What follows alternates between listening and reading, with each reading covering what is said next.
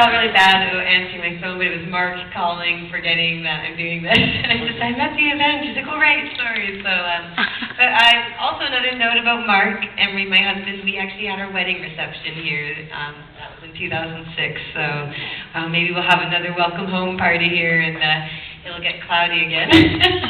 But I'm Jodie Emery. If you don't know who I am, I'm a marijuana activist. My husband is Mark Emery. He is the marijuana activist, the Prince of Pot, who started in Vancouver 20 years ago selling books, magazines, bongs, and everything else that Dana mentioned.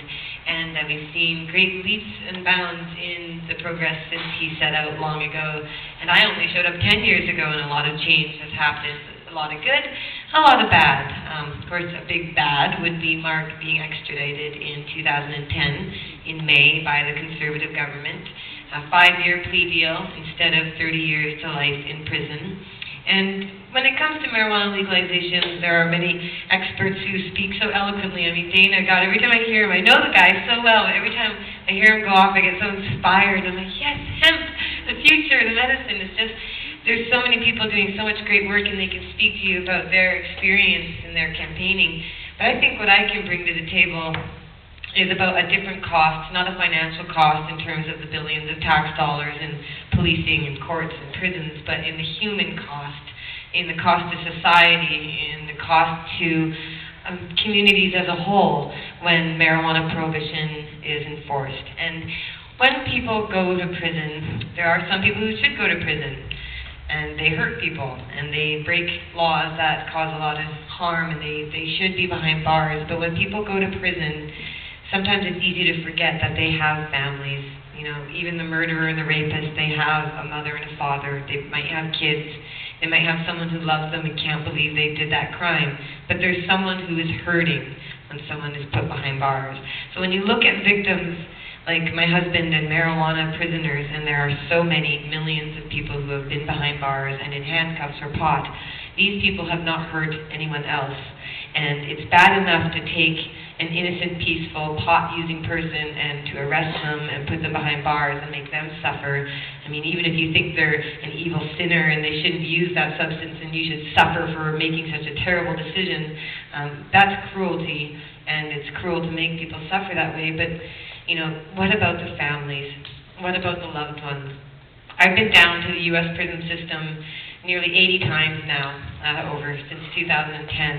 And one of the hardest things for me, it's not really for me, it's not that hard for me and Mark, you know, at least we know we'll see each other again. He is endlessly optimistic, so it's hard to be sad. It's very hard for us to feel bad about our situation when I'm looking at the mother with her 3 young children, you know, girls who are just 6 years old, and they're watching their daddy line up to go, and they say, bye, daddy, bye.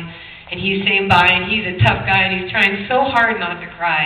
And the mother is trying so hard not to cry, and she can't even look at him because it hurts so much to stand there and watch them leave that the mothers have to turn their backs to their husbands so that they don't cry. And their children trying so hard to be brave, little girls trying so hard not to cry when they say goodbye to their daddy. So whether their father is in there because he assaulted someone and murdered them, or whether he's in there because he grew pot and trafficked it, you know, for me, the human suffering is just unbearable. And that's what makes me cry. That's when I cry in prison, is when I see the other people suffering. And so when we're talking about marijuana legalization and prohibition, I could go on and on about how amazing cannabis is, how it saves lives, how it's proven to reduce cancer cells, how hemp can get rid of oil, how there's so much this plant can do for us, even in just making you feel happy in a world that's often so miserable. You know, pot has so much to offer, but prohibition destroys so much. And prohibition costs us in ways we can't even count. So my husband has been away, and I've had to earn our income, so, you know, it's hard doing that, 2 people for one, and there's a lot of single people out there working hard while their loved ones are in prison, and their kids have to grow up with shame, because when you go to school, they tell you the cops are the good guys and the prisoners are the bad guys, and so these little kids grow up being told that their daddy is a bad guy, and that is destroying our community. That is destroying society. When you have to make families feel shame about their loved ones or to have to hide away that they have a loved one who broke the law and went to prison. For these mothers who don't like pot, but their kid got busted and went to prison, and the mother might say, I wish they never got into pot. I wish they had never done that. It's cost us so much with lawyers. It's costing us to go see him in prison. It's cost him his scholarship. It cost him his future. He can't travel. He can't get a job anymore. It's cost us so much, all because of pot. It's not because of pot, it's because of prohibition.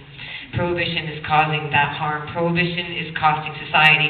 And when young people use pot, whether you like it or not, and they get arrested or they get a criminal record, that is going to affect them for the rest of their lives. That means they could have been the next great business developer. They could have created some great technology, but they weren't able to because they lost their scholarship because they had some pot.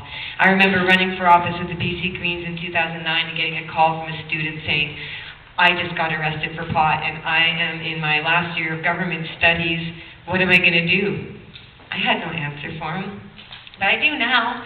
I have an answer. It's called join the Liberal Party and support the Liberal Party, because even if they're going to just legalize marijuana, even if they legalize marijuana just to say, let's stop giving money to gangs or let's save billions in tax dollars, for me it's really important that we remember that legalization will protect our communities in a much bigger way than you can ever imagine. And when people are put behind bars, they don't work, they cost taxpayers money, and they put a lot of stress and a lot of strain on families and societies and communities as a whole. And me, I've been lucky, so lucky to have so much support. So Mark and I, we got through this, no problem. I mean, I can't believe it's already under 3 months his sentence is over, and he's home this summer. So we made it. But as happy as I feel about that, I know that today and yesterday and tomorrow and for years to come, there are wives losing their husbands, there are husbands losing their wives, more women going to prison than ever before under this Harper government, and families are still being destroyed, and that's a cost you cannot put a dollar figure to. But when we're talking about the savings that can be done with legalization in terms of taking money away from organized crime and saving billions of dollars in wasted law enforcement, let's also talk about the hundreds of thousands of people who have spent time behind bars at a cost to taxpayers, but also at a cost to society and to our moral fiber, really, because children are having their lives destroyed, not by pot, but by pot prohibition, and that should be reason enough to legalize it. Thanks a lot for listening.